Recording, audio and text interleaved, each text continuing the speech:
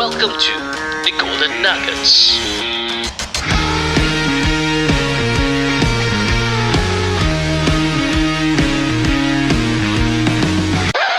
Are you ready to take your brand to the next level? Look no further. This podcast episode is proudly brought to you by Reka Studio, where creativity meets strategy. Reka Studio is your ultimate partner for branding, marketing, and website solutions. Whether you're a startup looking to establish your brand or a business and expand your marketing reach, Reka Studio got you covered. We create so you don't have to. Don't miss out on the opportunity to supercharge your brand success. Contact Reka Studio today at 889-88746. Back to the episode.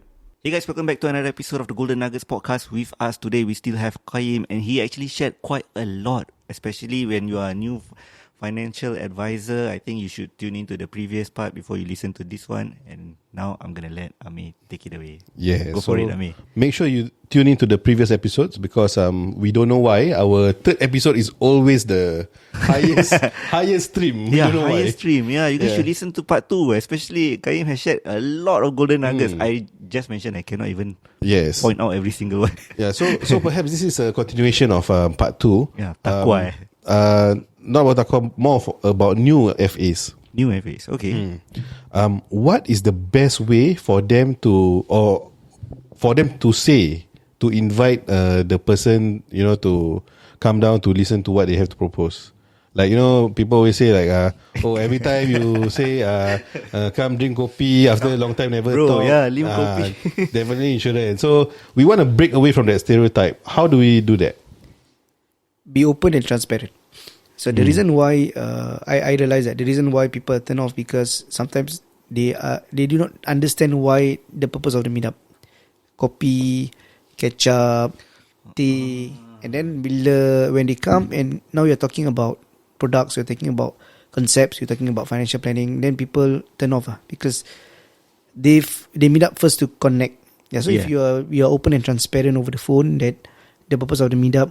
Usually I share my advisors that you have to be open and transparent about your role first. Okay, so I'm calling. I'm in the industry.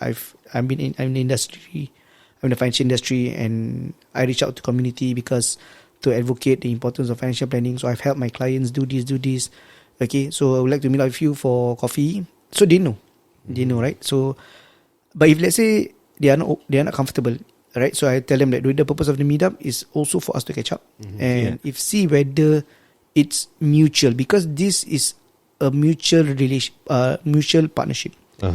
Correct. So you cannot just go there and we know when we meet clients, right? When we meet prospect, not every prospect that we meet will turn to become a client. So you tell them be open. So if let's say during the session, if you find whatever I'm sharing beneficial, and you feel that it's good for us to start a partnership. Yeah. And of course, we can proceed. If not, I will just stop my presentation and we will catch up over coffee. Okay? But so they don't feel deceived. Yeah. So allow us to share what we do and how we can be of value to you. And if you find that the session is not beneficial, you can stop me at any point of time and I'm more than happy to just catch up over coffee. And I respect your decision. So it's a mutual relationship and partnership. I like your choice of word, partnership. That one is NLP. Yeah. I mean, you had a question. Something went out of my mind. Oh, okay. Sorry, man. Yeah. But anyway, so when you mentioned about being open, being transparent, and telling that person that if at any point of time you can just cut me, we catch up. I do experience new FAs when I mention that to them because I feel that what they are sharing with me may not be accurate because they are still lacking of experience, right? And then I cut them and I just want to catch up. Their face change. So how do they as a newbie, make sure they maintain a poker face? Oh, you want them to establish a poker face? Yeah. I mean, it has to be like that, right? Yeah. Okay. Yeah, it's quite tough, especially when you're a new consultant, right? You have download a lot of things. Your leader teach you this. You learn a lot of things. So when you download a lot of things, when you meet your prospect, you want to upload. You want to deliver. Okay, but I think when I was a new consultant, it's also the same. We learn, right? We learn. Yeah. So over time, we get more experience. We realize that rapport building, relationship is more important first. So we get along with relationship. We have a small conversation. Yeah. So if let's say even someone were to tell you off that I'm not interested, maybe try to understand why. Right. So you have to understand. You have to uncover the reason why they are rejecting you. Why they are not open to you. Right. And handle that. So for example, maybe you're not comfortable. Maybe maybe we need to know. So maybe is it because you already have plans in place, or is it because you realize that you have advisors that is servicing a portfolio, or you uncomfortable disclosing your information. So once you are able to understand the real objection, then you're able to handle the objection. Yeah. So the problem is that sometimes we just want people to hear from our point of view and perspective. We are not seeking to understand. So you have to listen, seek to understand, then baru we can get people to understand you. Okay. And for the new advisors, do you think it's very important for them, aside from whatever products that they are trying to share with you, right? Do you think it's important for them to actually know about the market condition out there, and the different investment instruments that is available for people to actually choose from? Is it important for them to know? Because from my experience, I feel that a lot of advisors, they only have like a specific, one mindset kind of approach towards investing, and I feel like that is always a turn off for me. Yeah. So they need to understand that in the financial planning industry, in the insurance industry, like we do investments, of course, but this is just one of the tool, right, for wealth accumulation. There are a lot of other tools. Okay, so they need to know what are the tools, right, the pros and the cons. Of course, every tool they have their advantages and disadvantages, but they do not need to be experts. Right, they do not need to be experts. Honestly, I may not be well versed in a lot of other financial tools. Okay, but roughly we need to know how does this tool help them. Okay, so and you, of course, because we are trained in certain products, certain tools, right? So so you're expert in investment policies. So you just be upfront. Yes, of course, Mr. Ami, I understand that you have different financial tools that you are using for your wealth accumulation. But what I'm here is that I'm here to advise you on other aspects, right? Whether you have any emergency funds, to diversify your investment portfolio, not just put all your egg in one basket. Okay, I know that you are investing in maybe other investment assets. So can I understand how does your investment assets works? Okay, and this comes with experience. Correct. Aku tengah in awe ni. Yeah, because like what Qayyim is actually portraying is from someone who is sharing. Now you need to automatically switch to be a learner. Yeah. Right. Okay. Yeah. So if let's say he's very knowledgeable in other financial tools, of course that during the point I can learn. Yeah. Correct. But at the same time, I also can share how does my financial tool help him as well in his journey by diversifying his portfolio. Yeah. Okay. Yeah. Okay. That's very interesting. Yeah. His approach is also very interesting. Yeah, correct. I mean, especially those who are planning to join the industry must really listen. Yeah, because this really comes with experience. Yeah. Bila kau nak close dia ke? With like Hanafi say, with your choice of words also, a lot of people have to really learn from that lah. Where do you personally learn all this? And perhaps do you read books to actually improve yourself further? I learned through experience, right? And 15 years in the financial services industry. At this point of time, I'm still learning. There are a lot of things I need to learn. Yeah. In terms of choice of word, of course, I learn from different mentors that I've partnered with, that I've learned with. In terms of other knowledge, books is good, but I'm not those kind who like to read. I'm a auditory person, Okay. right? And I like to observe and learn through experience. Experience, yeah. So when I look at certain models, certain businesses, certain mentors, when they're doing, I could just learn from far. Okay. So when I was a new leader at that point of time, I didn't have any experience forming a team, leading a team. So I look at few different leaders' business model, and I look at how they are doing it. I look at different industry, how they are doing, how they are marketing, and I try to replicate it and tailor it according to my context. So I learned a lot of that. Reading, of course. Once I'm into something, I will read up.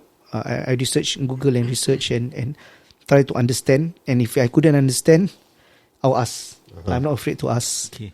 It's sometimes it may look stupid, but I'll just ask.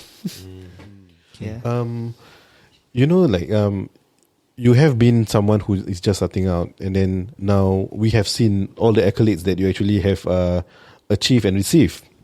Has there been any point of time along the way where, hey, I actually hit my target, and then suddenly you feel like, hey, I realized that the past year, because I achieved this, I kind of slack off. Have you ever encountered that? Yeah. And how do you overcome that also? Last 3-4 years, Alhamdulillah, we were top in our company for a few years as a Muslim advisory firm. As humans, you get carried away, of course. Okay, but I always tell myself that this is just this achievement is just to recognize for effort for that particular year. And success is not just about accolades and awards. Success is about long-term growth. Success is about continuity. So you need to remove that fixed mindset that once you hit your pinnacle, I'm there, I'm successful, right? So we need to have that growth mindset, that infinity mindset. Right? I think I like the book from Simon Sinek, right? You need to put in the infinite mindset. So people may ask, hey Qayyim, now you are top in the company and you're already a group director. Why do you work hard? Why do you still stay up late? And why do you still in office? But I said to myself that whatever success is past, right? That is past behind me. What I'm looking at is ahead. And I couldn't live life without purpose and passion. So I know that these success are all gift from Allah. And anytime if He wants to take away, He can. Yeah. So that's the thing that I'm very afraid, right? I'm afraid that whatever I'm doing that it can take away from me, and the market, the economy, things are changing very fast, right? So if you don't keep up to the pace, you'll be washed away, and that's where for you to pick up again, it will take a very long time. So you need to always be upgrading yourself, stay up with the content, stay up with the economy, stay up with the technology. And have you, what you just shared is your own personal mindset on how you eventually grow over the years. What about those leaders under your organization who have gone through that and may not have that mindset at that point of time? And, definitely there are some who gone through that experience and then suddenly just disappeared. I'm sure you have faced that, right? Okay, so that's the reason why as a leader, when I was a manager at that point of time, my role is to groom consultant. Alhamdulillah, today my consultants, some of them already become managers, already become directors. So as directors and managers, they run their own team. They also have egos, right? When you are doing well, you have egos. But I always tell them that I'm here not to suppress their progression. I'm here to always share about their blind side. Because even at my stage now as a group director, I have mentors. And there was a period of time when I faced a lot of challenges and struggles. I didn't have someone to talk to. a lot of time I will talk to my managers, I will talk to my spouse, but certain stuff you just cannot talk to them. So you need to have mentors. So I have different mentors that I talk to. So I always tell them that I'm not your boss, I'm your mentor. So I come in and share your blind side, things that you can improve to grow. And you also can do it to me. I always get advice and seek advice from them as well. How can I be better as a leader? So we learn together and we respect each other. Of course, people sometimes when they get carried away, okay, I just remind, if let's say they are open to the feedback, I'll give, but I'm not afraid to hold back my feedback, because like I said, I always believe in helping. Right? If you take it negatively, you are at loss. There's nothing that I am at loss lah. Yeah. And if you really wants to cut ties, I'm also okay with it, because I want to spend time and energy with people that appreciate my time and appreciate each other. I appreciate you and you also appreciate me. I need you and we need each other. In business, it's never done by one person. It's done by a team of people. Okay, I'm where I am today not because of me alone, right? The success of Taqwa is based on the success of my leaders, and I'm just representing them. Yeah. Okay. You mentioned about your team and being a leader and having other leaders below you, right? How big is the strength at Taqwa now? Because every single year when I look at the website, the picture is just growing bigger and bigger, the numbers. This year we have about 120. 120. Alhamdulillah. Yeah. MashaAllah. 120. Yeah. So, but we are growing, like, insyaAllah. Leaders, managers and consultants. But we do have consultants who left us, right? For better opportunities. But alhamdulillah, we are still growing. What's the future plan for Taqwa organization? The last 3-4 years was the success of Taqwa. More of myself, because I am the director. But future is that I want to see more directors succeeding right the path that I've walked, for them to be recognized as well, for them to build a team. So maybe they are able to be their own group director, having their own team of leaders. That is the future that I'm looking at. And collectively, everybody work together as one big organization, because when you have more leaders, more brains, of course, things can get done faster, and you have a bigger scalability of effort that you can reach. Yeah. Have you ever thought of like, because right now you're under AIA, right? Have you ever thought of having your own insurance and financial services company? At this point of time, no. Yeah, because AIA, it's one of the largest financial institution in Singapore, in the world. In the world, yes. And the amount of investment that they are investing in us, it's huge. And it's because of their investment, it's because of their support and the resources, and that's where we can be successful. And I think we can grow even bigger, right, with the support of AI as well. Yeah. I mean, it could be something like you start your own one and then get acquired by AIA. Yeah, I mean, they have that model. They have that model. Oh, they have that model. Yeah. Okay. So they have that model. So even if, let's say, we were to go into that, it will still be, I mean, for now, inshallah, yeah. Wow. So I don't know.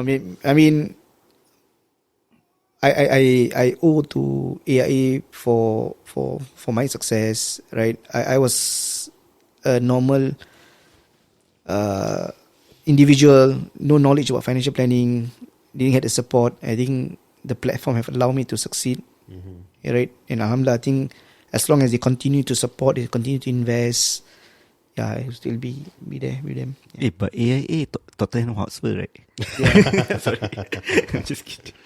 Yeah. Spurs is my second favorite team. Is it? So what's your first First, question? Yeah. give a guess. Arsenal. No. I can see the Aston Yeah, logo that's there.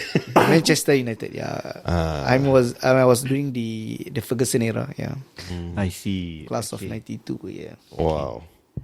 Gary Neville. yeah, Beckham. Giggs. Yeah. All right. So perhaps we can spend the last 5 minutes to ask you more about the podcasting scene. We understand that you are the first few sponsors for Singapore's podcasting scene. Can you share with us as podcasters, what exactly we must actually prove to you to be able to, for you to consider us as an avenue that you want to advertise your brand and also your team? Okay, few things. I think one of the things is content, right? Content, okay. Content. So I think content is very important. Your content, you are able to enrich the community. It means people are accepting your content. People value your content. People want to listen to you, because if people are not listening, how can the message be delivered? Right? So that's one thing, the content that you are delivering. So we look out for podcasters who have good contents, content that resonate with what we want, right? So for example, you want to educate, so we will look for this kind of content. Secondly is that the influence that you are able to reach in your network, right? The influence that you are able to deliver the brand that we are bringing, the message that we want to deliver. And thirdly is the quality of leads that we can generate from the podcast lah. Yeah. So these three things that we look for in a collaboration or in a partnership, not just only podcasting, but in other collaboration space as well. Yep. And I mean, we are starting out. How do you think we should improve further for us to be able to get interest from potential sponsors in the future? Sometimes I may do this, then I got no more questions to ask. Yeah. Yeah. Now he put me in a spot. So do I need to sponsor the next episode? I think podcast is just one avenue of the advertising, or we call it the content space. So I think you have to leverage on all other platforms, right? So podcasting is a very good space where you guys communicate, you guys bring good speakers, right? Value adding the community. But sometimes not everybody is on the podcasting space. So they may. So I like your when I went to your social media page, I like that there are bite-sized content that you post on social media.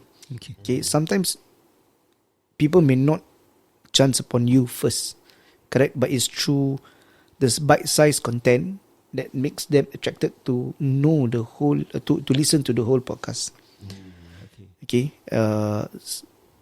And I think your personal views also matters, because if let's say your personal views, and if I'm a listener, I want to hear your views. I'm attracted to your views, and it has to be not just controversial, but it has to be, I would say, the content has to be impactful, that it triggers my thought process. So you're helping me to think, you're helping me to reevaluate certain decisions in life, and I want to continue listening. So I started listening to podcasts during the COVID period. Then after that, I transit and I start to listen to English podcasts, those business owners podcasts, like Steve Bennett, Diary of a CEO. Yeah.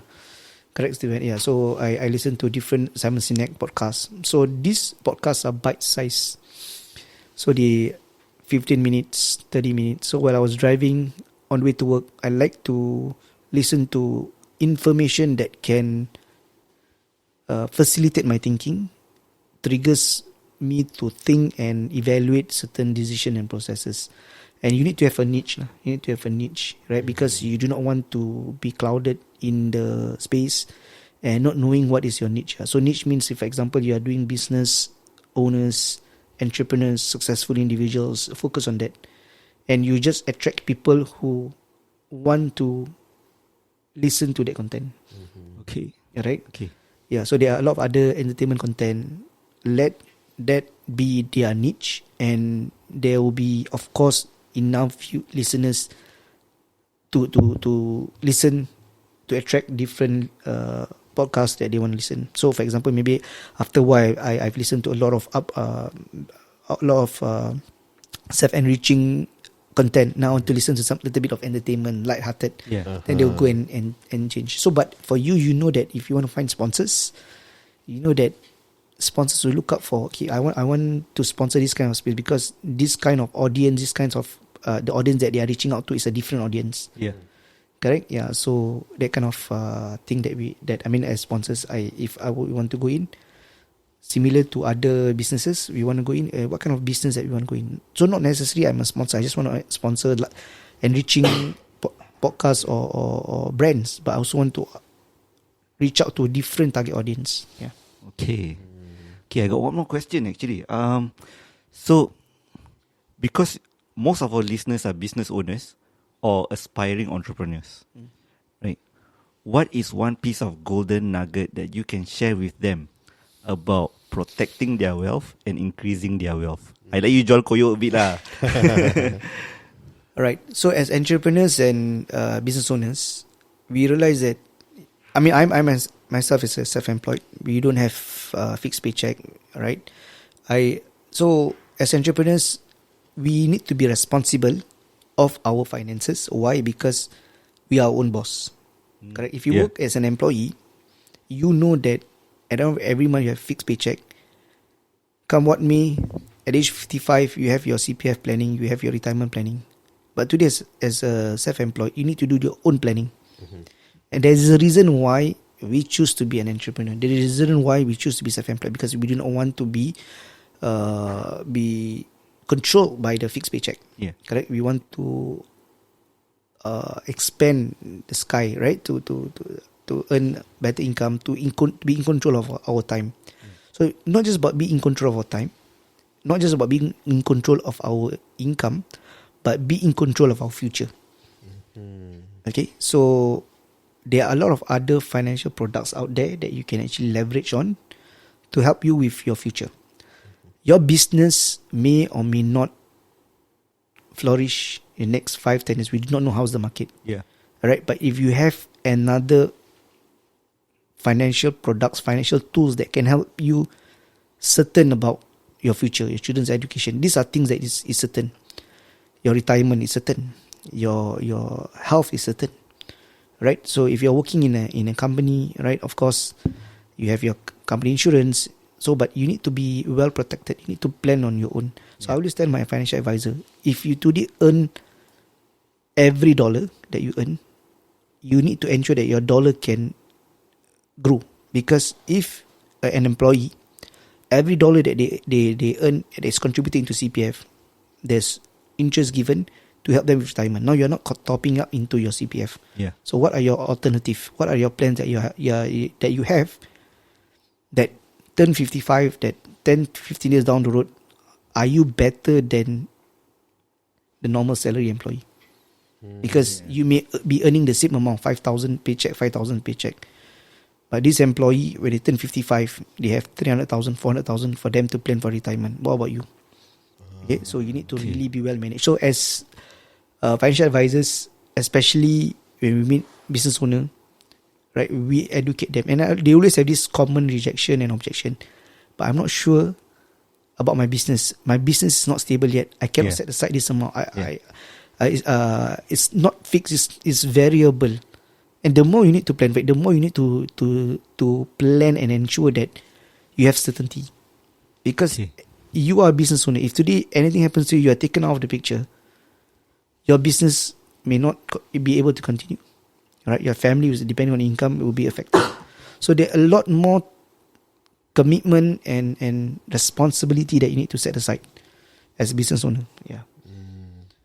And especially if, let's say, you are in a business of partnership, right? Yeah. So how can you, I mean, there are a lot of other insurance that you can get to cover for key men. Let's say, for example, two or three of you are business owner, sharing same business with partnership. So if, let's say, today anything happens to you, what will happen to your share of the business, right? Will it be transferred to your to your family members, or your partners will just liquidate your business and continue it? Yeah. So these are the things that it's good that you have financial advisor to speak to, right? To look at all these aspects. Yeah. Okay, I think that is a very nice way to end the podcast. Guys, I think there's a lot of golden nuggets again with Qayyim. If you guys have listened or tuned in from episode, or rather part 1 to part 3, he has showed how he personally has exchanged time for money by going door knocking. And then he shared with you how he turned value into money and finally exchange of money for more money. Yes. Right. So with that being said, I want to thank Qayyim for being here, for gracing our studio, for imparting, I think, priceless knowledge, priceless and golden wisdom. nuggets and wisdoms to us, right? And also to the listeners for tuning in and being part of this. Thank you, Golden Nuggets, for the invitation. You guys are doing a great job, right? To give back to the community and value adding for those aspiring individuals and entrepreneurs. Yeah. May Allah bless all of you. I mean, with the knowledge and the things that you have been doing. Alhamdulillah. thank you. And with that being said, thank you guys. Tune in to the next one. See ya. Bye bye.